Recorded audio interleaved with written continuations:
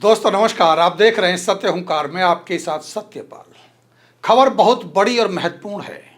मेरा आपसे निवेदन है कि खबर को पूरा देखिए तथा जनहित में इसे शेयर जरूर कीजिएगा। भ्रष्टाचार भ्रष्टाचार और भ्रष्टाचार, लेकिन अब नहीं होने देंगे भ्रष्टाचार, ये कहना है वार्ड 25 सेहतपुर के वरिष्ठ कांग्रेसी नेता राजकुमार शर्मा का। बिल्कुल कोई भ्रष्टाचार नहीं होने देंगे और जहाँ पे भी भ्रष्टाचार लगेगा हम आपका भ्रष्टाचार उजागर करेंगे, चाहे वो पार्षद हो, चाहे वो ठेकेदार हो, चाहे कोई भी प्रशासन में हो। दरअसल पिछले कुछ दिनों से लगातार वार्ड 25 सेहतपुर में चल रहे विकास कार्यों की गुणवत्ता को लेकर सवाल खड़े हो रहे हैं, जिसमें व्यापक भ्रष्टाचार की आशंका व्यक्त की जा रही थी।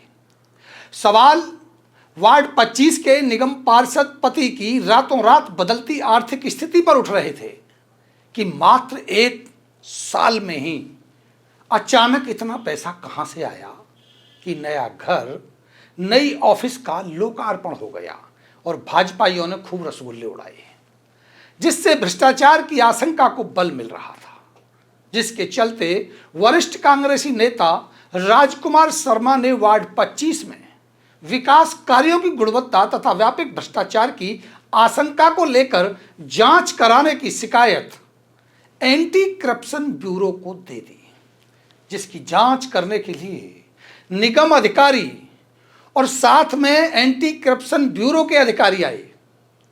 अधिकारी आए तो आए, साथ में भ्रष्टाचार के आरोपों से घिरे निगम पार्षद के ठेकेदार पति भी अपने दल बल और चमचों के साथ मौके पर पहुंच गए और माहौल बिगाड़ने की कोशिश की गई कि किसी तरह जांच को प्रभावित किया जा सके और लोगों को उकसाने की कोशिश की गई कि वो इस जांच को किसी तरह रोक दें।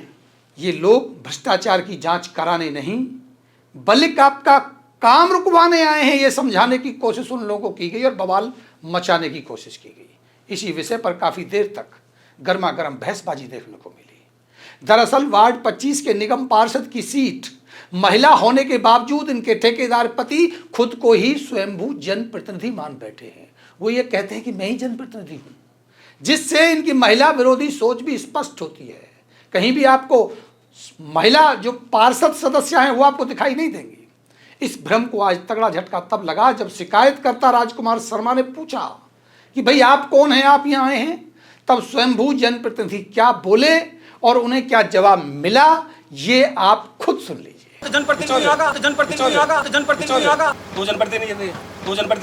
तो ये बात हमें भी समझ नहीं आती, आपको आती हो तो कमेंट में बताइएगा कि भ्रष्टाचार की जांच से इतनी बौखलाहट और घबराहट क्यों?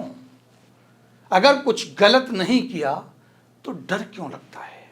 और सही गुणवत्ता के काम करने के बजाय भ्रष्टाचार की जांच में इस तरह का व्यवधान डालना क्यों जरूरी है? होने दीजिए ना जांच, दूध का दूध पानी का पानी हो जाएगा।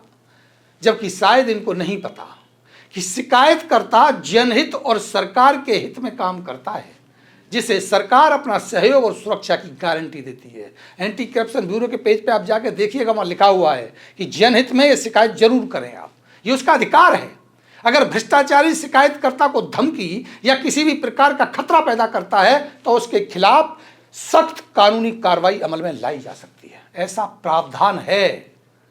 तो कहीं ऐसा तो नहीं कि भ्रष्टाचार के धन से भ्रष्ट हुई बुद्धि गर्त में ले जाने का रास्ता बना रही हो और उनको ये समझ ही नहीं आ रहा है कि भ्रष्टाचार से कैसे बचा जाए।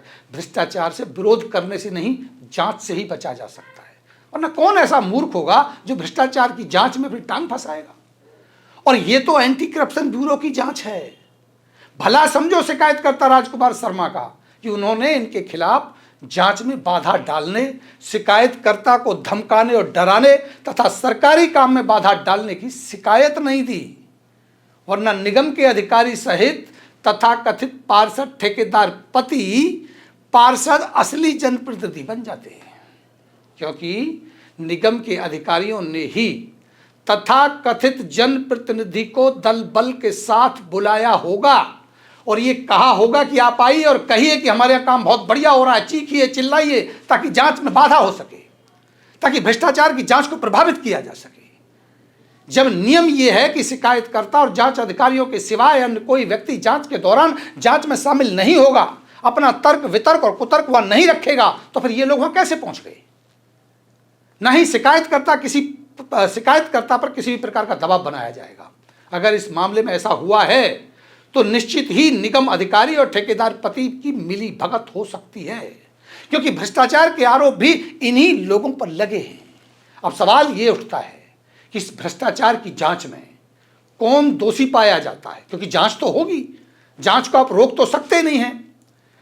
किस पर कितनी सख्त कार्रवाई होगी ये देखना होगा, और किस पर कितने भ्रष्टाचार की रकम निकलेगी ये सब कुछ पता चलेगा, जिसकी खबर हम आपको समय समय पर देते रहेंगे। लेकिन शिकायतकर्ता राजकुमार शर्मा अब क्या कहते हैं इस मामले के बाद, ये हम आपको सुनाएं उससे पहले चरण चाटुकार भ्रष्टाचारी पतीली के चमचों से कहना चाहूंगा कि कमेंट बॉक्स में अपनी अज्ञानता के कुछ विचार जरूर दीजिएगा, ताकि ये पता चल सके कि आपकी संख्या भी कितनी बची है, क्योंकि आपकी औकात दिखती है जब आप नीचे लिखते हैं।